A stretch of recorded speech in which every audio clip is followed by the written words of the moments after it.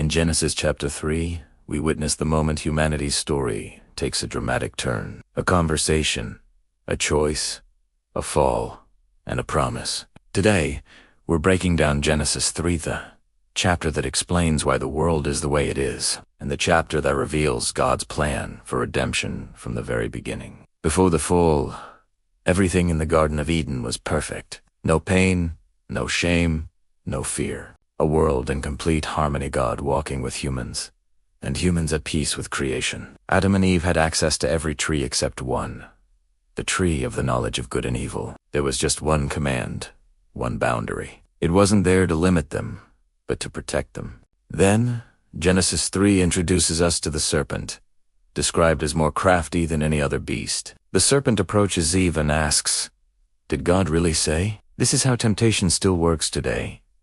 It doesn't always start with outright rebellion. It often begins with a subtle question, a seed of doubt, a slight twisting of the truth. The serpent tells Eve that eating the fruit won't lead to death. Instead, he claims she will become like God, knowing good and evil.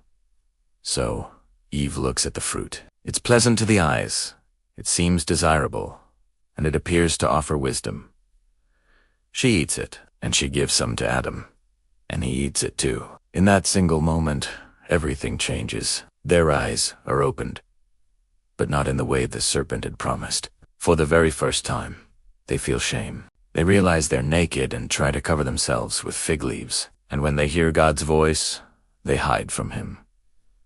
Sin always creates separation. It separates us from God, from others, and even from ourselves. As God walks in the garden, he calls out, "Where are you?" Not because he doesn't know their location, but because he wants Adam to confront what has happened. Adam blames Eve. Eve blames the serpent.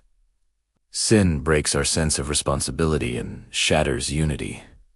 God then pronounces the consequences. The serpent is cursed. There will be enmity or conflict between the serpent's offspring and the woman's offspring. Women will experience pain in childbirth. Relationships will be filled with struggle. The ground itself is cursed, making work and survival difficult for Adam.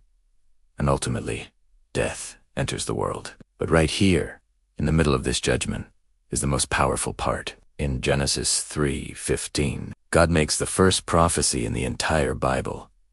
He tells the serpent that the woman's offspring will crush your head, and you will strike his heel. This is the very first promise of a Messiah, a Savior who would one day come to destroy the works of the serpent. Even in judgment, God shows mercy. He covers Adam and Eve with garments of skin, which points to the first sacrifice made for sin. He then sends them out of the garden to protect them from eating from the tree of life and living forever in a fallen state. Genesis 3 isn't just about the fall. It's about God's persistent love in the middle of our failure. This chapter isn't just a story about Adam and Eve. It's our story. We've all faced temptation. We've all made wrong choices. We've all tried to hide, but the same God who called out, "Where are you?" is still calling to us today.